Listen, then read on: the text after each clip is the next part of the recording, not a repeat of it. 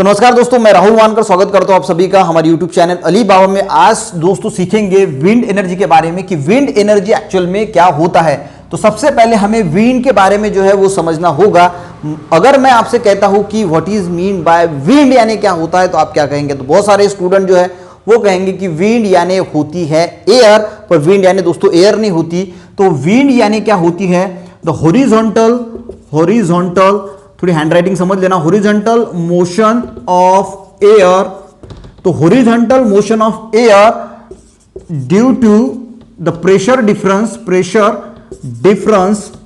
Between two places. ये fast में इसलिए लिख रहा हूं दोस्तों क्योंकि वीडियो जो है वो बहुत लंबी हो जाती है फिर। तो विंड यानी क्या हो जाता है? तो horizontal motion of air due to the pressure difference between two places. दो प्लेसेस में जो प्रेशर का डिफरेंस होता है इसकी वजह से जो मोशन होती है एयर की हॉरिजॉन्टल, तो उसे दोस्तों हम जो है वो विंड कहते हैं। अब ये प्रेशर डिफरेंस किस प्रकार डेवलप होता है इसके बारे में बात करते हैं। मान के चलती है एक प्लेस है ए और दूसरी जो प्लेस है ये प्लेस है बी, और ये जो है ये है सन हमारा, ठीक है।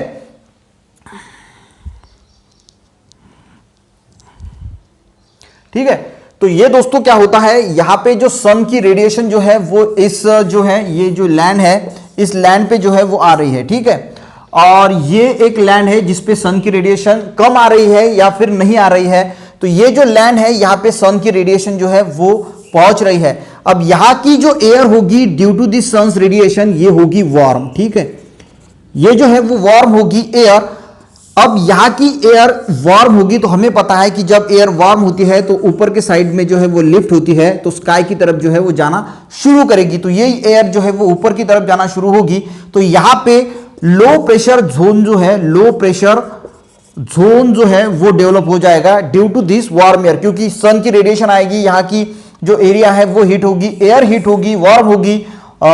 तो इसकी वजह से ये एयर ऊपर जाएगी यहां पे, और यहां पे कोई ऐसा प्रॉब्लम नहीं है। इसकी वजह से ये जो जोन रहेगा ये रहेगा हाई प्रेशर जोन। तो इसे हम कहेंगे हाई प्रेशर जोन और लो प्रेशर जोन।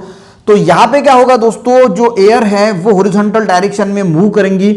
हमें पता है कि हाई प्रेशर से ये जो है वो लो प्रेशर मूव होगी, तो इस डायरेक्शन से जो है वो एयर मूव होगी, जिसे हम जो है वो विंड जो है वो कहते हैं। अब यही फंडा जो है, यही कंसेप्ट जो है वो अगर समुद्र में होता है, सी में होता है, तो क्या होगा? अगर मान के चलते हैं ये डे टाइम है और ये नाइट टाइम है, ठीक है। ये डे टाइम है और ये जो है वो नाइट टाइम है। तब यहां पे क्या होगा ये समझ लेते हैं दोस्तों, ठीक है। तो यहां पे जो है वो दो प्लेस मैंने निकाली, दो प्लेस है, ये है सी और ये है लैंड। यहां पे भी हम निकालेंगे, ये सी है और ये लैंड है, ठीक है। ये है लैंड और ये है सी का एरिया, ये है लैंड का एरिया और ये है सी का एरिया, ठीक है। जैसे ही सूरज आएगा डे टाइम में, तो डे टाइम में क्या होगा, सूरज की किरणें सी पे भी पड़ेंगी और लैंड में भी पड़ेंगी। अब कौन सा एरिया जो है वो ज्यादा वार्म रहेगा? तो ये सी का एरिया है दोस्तों, वाटर यहाँ पे है, इसकी वजह से ये ज्यादा वार्म इसकी एयर नहीं होगी एज कंपेयर टू। अगर लैंड की हम बात करें तो लैंड का एरिया जो है वो ज्यादा जो है वो वार्म होगा, ठीक है। अब ये वार्म होगा, एयर जो है यहाँ की एयर जो है वो ऊपर जाएगी, तो यहां पे लो प्रेशर का जोन जो है वो क्रिएट होगा, ये होगा लो प्रेशर का, और ये होगा हमारा हाई प्रेशर का जोन क्रिएट। तो एयर जो है वो हाई प्रेशर से लो प्रेशर जाती है, तो ये जाएगी डे टाइम में सी की तरफ से लैंड की तरफ जो है वो फ्लो होना शुरू होगी। और नाइट टाइम में क्या होगा, नाइट टाइम में हमें पता है कि लैंड जो है वो जल्दी ठंडी होती है एज कंपेयर टू सी। तो ये हो जाएगी सी का जो एयर रहेगा ये रहेगा warm as compare to land. तो इसकी वजह से ये जो वार्म एयर होगी सी के, ये हो जाएगा लो प्रेशर जोन और ये हो जाएगा हाई प्रेशर जोन, ठीक है। क्योंकि यहां की जो एयर होगी ये ठंडी होगी और सी की एयर गर्म होगी। क्यों होगी? क्योंकि लैंड का एरिया रात के समय में जो है वो ठंडा रहता है एज कंपेयर टू सी, तो जल्दी जो है वो ठंडा हो जाएगा। तो ये लो प्रेशर और ये हाई प्रेशर है।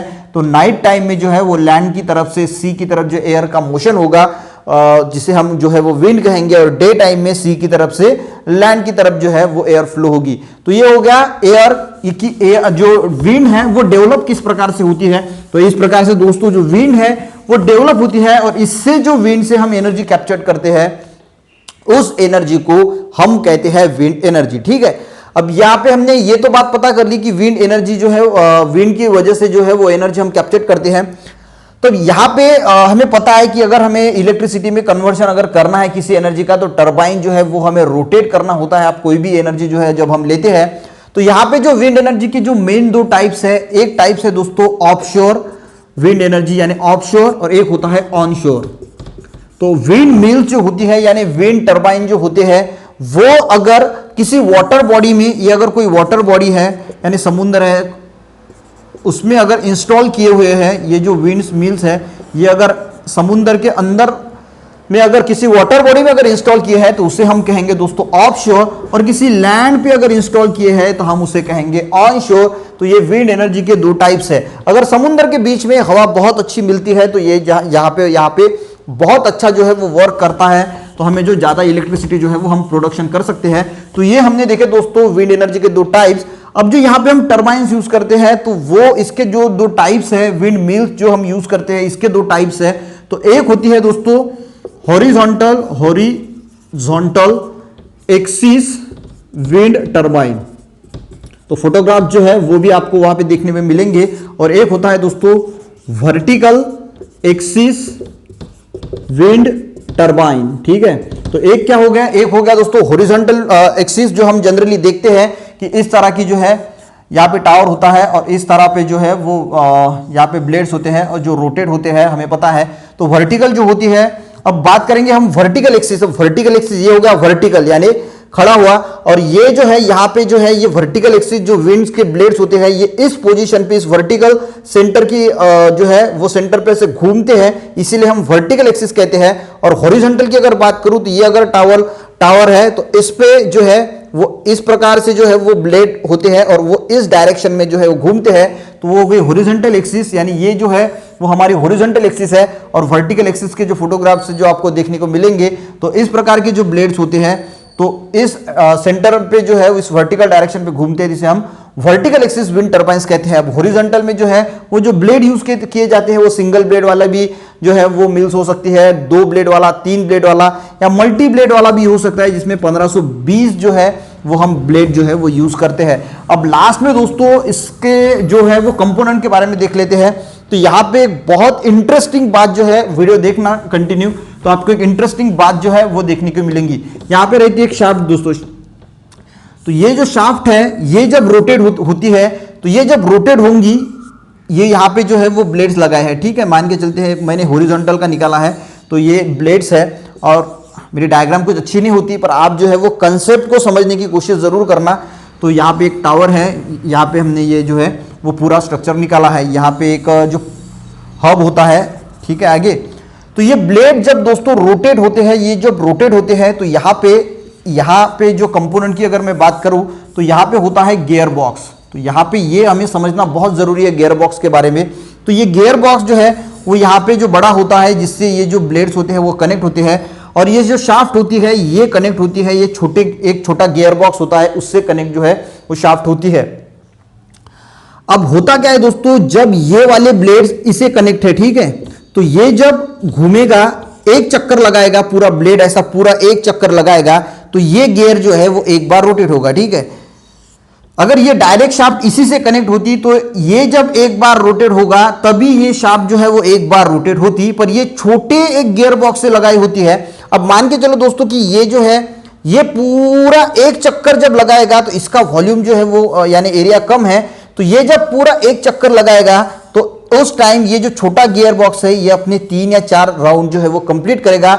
इसकी वजह से ये जो शाफ्ट है वो फास्टली घूमेगी, यानी इसका जब एक रोटेशन होगा तो तब जो है वो ये शाफ्ट जो है वो अपने 3-4 रोटेशन जो है वो कंप्लीट करेगी। इसकी वजह से क्या होगा, हम ज्यादा इलेक्ट्रिसिटी जो है वो यहाँ पे जनरेट करते हैं, और ये फिर गियर बॉक्स जो है यहाँ पे एक जनरेटर होता है, तो इस जनरेटर से जो है वो कनेक्ट होता है। यहाँ पे ब्रेक भी होते हैं, तो बहुत ज्यादा स्पीड आई तो इसे कंट्रोल करने के लिए सब होता है।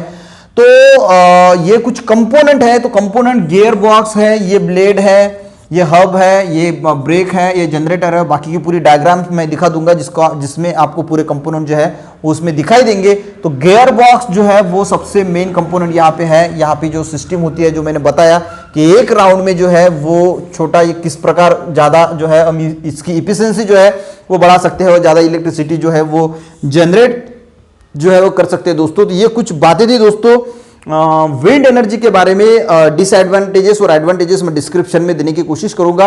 वीडियो दोस्तों समझ में अच्छा लगा, कुछ भी थोड़ा सा नॉलेज मिला तो वीडियो को जरूर लाइक करें, दोस्तों को भी शेयर करें।